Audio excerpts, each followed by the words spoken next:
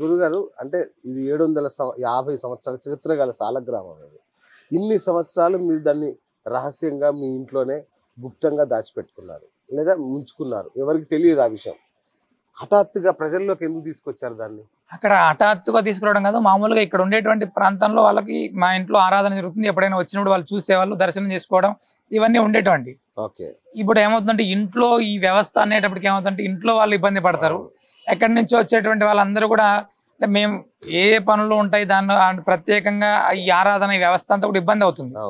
దానికి మనం ఏం చేసామంటే మనం నిత్యాన్న ప్రసాద నిలయంలో దానికి ఏర్పాటు చేసాం.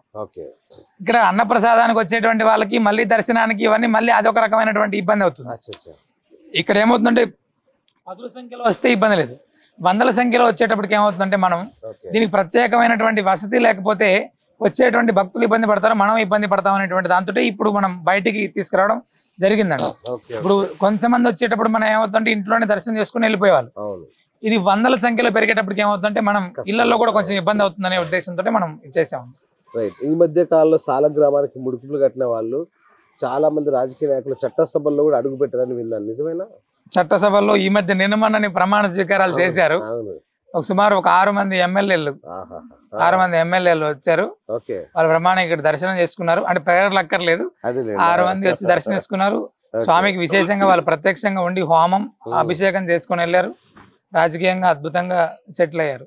2 పార్టీల్లో ఉన్నారు. అందరూ మీ వాళ్ళే, అందరూ మా వాళ్ళే. రైట్. అట్లాగే వ్యాపారంలో దెబ్బతిన్న వాళ్ళు కూడా ఇక్కడికి వస్తుంటారు, ముడుపులు కడుతుంటారు అంటారు. వ్యాపారానికి ఇక్కడ ఈ సాలగ్రామానికి ఏంటి సంబంధం? అంటే నృసింహస్వామి అనేటువంటి వాడు ఆర్థికంగా ఆరోగ్యంగా అంటే కుటుంబానికి సంబంధించినటువంటి వ్యవస్థలో వీటన్నిటినీ కూడా ఇచ్చేటువంటి వాడు. అంటే మన పిల్లలు బాగుండాలి, ఆరోగ్యంగా ఉండాలి, చదువుకోవాలి, ఇవి ఏవైనా ఉండాలంటే నృసింహుడి అనుగ్రహం కావాలి. అదేవిధంగా సంతానానికి సంబంధించినటువంటి ఏదైనా ఇబ్బంది, మన యొక్క ఇల్లు కట్టుకోవాలి, లేదా వ్యాపారానికి సంబంధించినటువంటి వ్యవస్థ కావాలి, ఇవన్నిటికీ కూడా కుజుడు అధిపతిగా ఉంటాడు. ఈ కుజుడికి అధిపతి నృసింహస్వామి. అంటే ఎప్పుడైతే నృసింహ ఆరాధన అనేటువంటిది వాడు జరుగుతుందో ఆటోమేటిక్గా ఆరోగ్యం బాగుంటుంది, మనశ్శాంతి ఉంటుంది. ఇవన్నీ కూడా వ్యవస్థ వ్యాపారానికి సంబంధించినటువంటి అంటే వ్యాపారానికి సంబంధించిందిగా మనం ప్రతి మంగళవారం స్వామివారికి విశేషంగా సాలగ్రామానికి పూజ చేస్తారండి.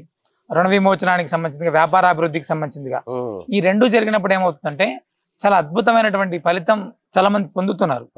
ఈ మధ్య కాలంలో మనం గత 1 సంవత్సరం క్రితం వ్యాపారంలో పూర్తి నష్టపోయి ఇబ్బంది పడినటువంటి వాళ్ళు, పూర్తిగా ఆత్మహత్య దాకా వెళ్ళిపోయినటువంటి వాళ్ళు తిరిగి ఈ రోజు అద్భుతంగా వ్యాపారం చేసుకుని సూపర్ మార్కెట్ ఏర్పాటు చేసుకుని భద్రాచలంలోనే ఉన్నారు. అంటే స్వామి ఆరాధన చేసి స్వామికి వచ్చి ప్రదక్షిణ చేసుకున్నారు చాలా మంది అలా. అయితే ఈ సాలగ్రామ దర్శనం కోసం చాలా మంది, అంటే ఇప్పుడు చెప్పినట్టుగా హైదరాబాద్ లాంటి చోట్ల నుంచి కూడా సుదూర ప్రాంతాల నుంచి వస్తారు. వాళ్ళు ఎట్లా రావాలి ఇక్కడికి? అంటే మీకు భద్రాచలానికి ఎప్పుడు వచ్చినా ఇబ్బంది ఏం లేదు. ఇప్పటి నుంచి అయితే ఎప్పుడు వచ్చినా కూడా వసతి ఉంది, ఉండడానికి ఉంది, వాళ్ళు దర్శనం చేసుకోవచ్చు. అన్నప్రసాదాన్ని కూడా మనం తీసుకోవడానికి అవకాశం ఉంది. ఎప్పుడు వచ్చినప్పటికీ కూడా ఉదయం సాయంత్రం సమయాల్లో దర్శనం అందుబాటులో ఉంటుందండి. ఉదయం 6 గంటల నుంచి మధ్యాహ్నం 12 గంటల దాకా, సాయంత్రం 4 గంటల నుంచి రాత్రి 9 గంటల దాకా దర్శనం అందుబాటులో ఉంటుంది. వచ్చేటువంటి వాళ్ళు అంటే వాళ్ళకు సంబంధించినటువంటి ఏదైనా వ్యవస్థల్లో అంటే ఆరోగ్యంగా కావాలి లేదా ఆర్థికంగా కావాలి ఇలాంటివి ఉంటే వాళ్ళు దానికి సంబంధించినటువంటి వివరాలు ఏదైతే ఉంటాయో మన సంస్థను ఒకసారి సంప్రదించి రాగలిగితే మంచిది. లేదు భద్రాచలానికి వచ్చేటువంటి వాళ్ళ యాత్రికులు కూడా రామాలయానికి అతి సమీపంలోనే కూతవేటు దూరంలోనే కేవలం చాలా నడక మార్గంలోనే వచ్చి మనం ఈ యొక్క గోవిందుని ఒక దగ్గర దర్శనం చేసుకొని సాలగ్రామ దర్శనం తీర్థం తీసుకొని వెళ్ళొచ్చండి. ఓకే.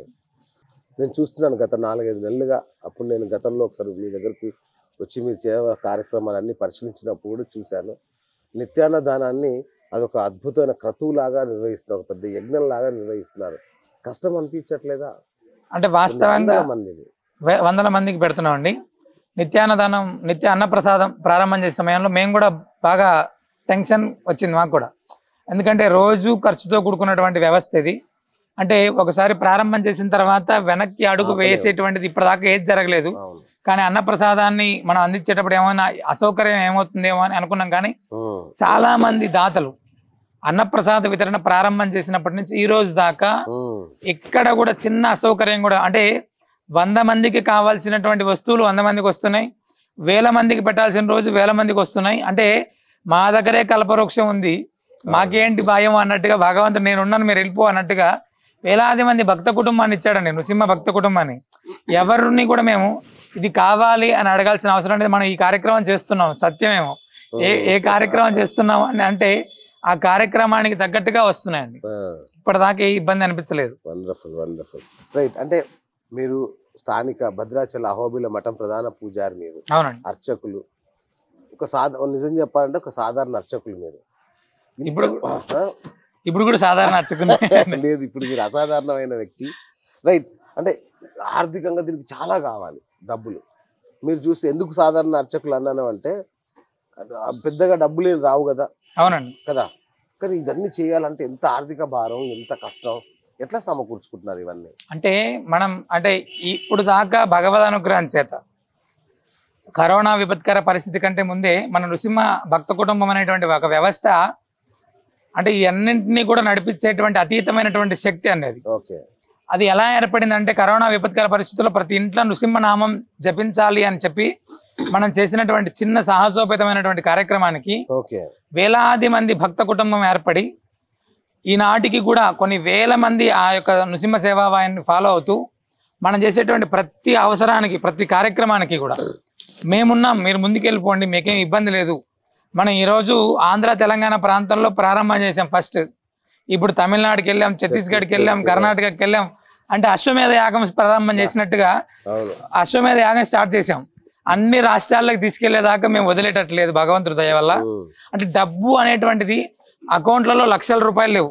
మా అకౌంట్ నెంబర్ చెప్తాం, మేము ఎప్పుడైనా చూసుకోవచ్చు. లక్షలాది రూపాయలు డబ్బులు లేవు మేము. కానీ ఏ ప్రోగ్రామ్ చేస్తున్నాం ఈరోజు ఇప్పుడు 25,000 మందికి 5 రోజులు అన్నం పెట్టామంటే అసలు ఎక్కడి నుంచి వస్తున్నాయో, ఎలా వెళ్తున్నాయో, కూరగాయలు కావాలి. ఒక భక్తుడు ఇక్కడ పక్కనే ఒక గ్రామంలో నుంచి మన ఒక ట్రాక్టర్లో కూరగాయలు పంపించారు.